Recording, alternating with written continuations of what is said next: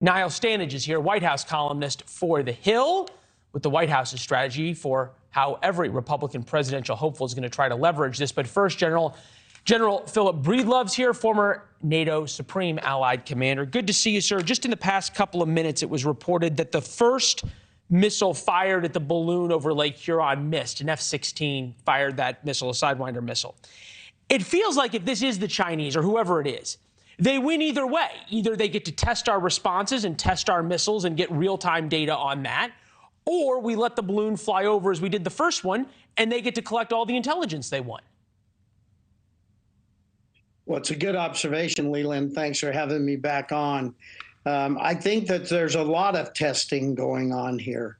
As we talked about, I think you and I did just a couple of days ago, these paths and where we are picking these objects up are telling us something about our own capability to sense them. We've heard senior leaders at Northcom talk about having a hole in our situational awareness. And so now I think that China may be learning a lot, assuming these are Chinese. China may be learning a lot about where we have challenges in sensing their craft, and that's a problem for us. Yeah, the term that I heard originally described, and I appreciate you putting it in layman's terms, is domain awareness gap, which now is being thrown around by everybody as if it's like, talking about the Super Bowl or something.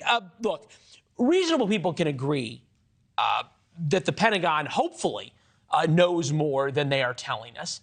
What do you make of them playing so coy?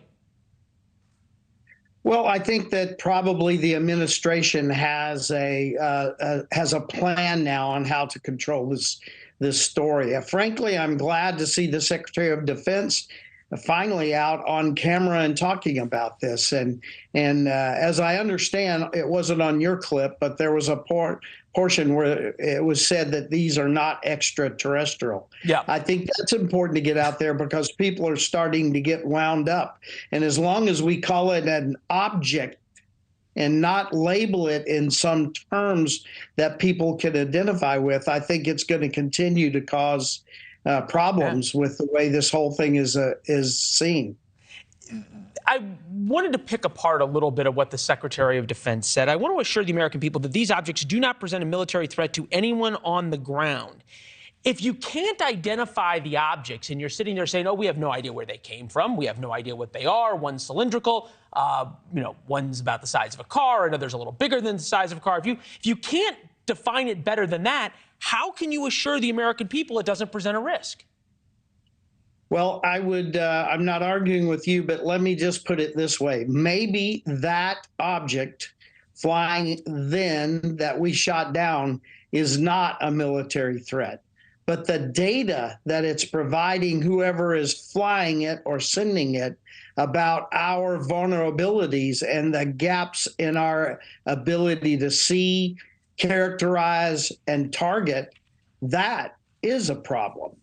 Yeah, I know. Look, and you think about the information it would have collected. Thanks for watching. Go to newsnationnow.com to find NewsNation on your television provider. And don't forget to subscribe. Click the red button to get more of NewsNation's fact-driven, unbiased coverage.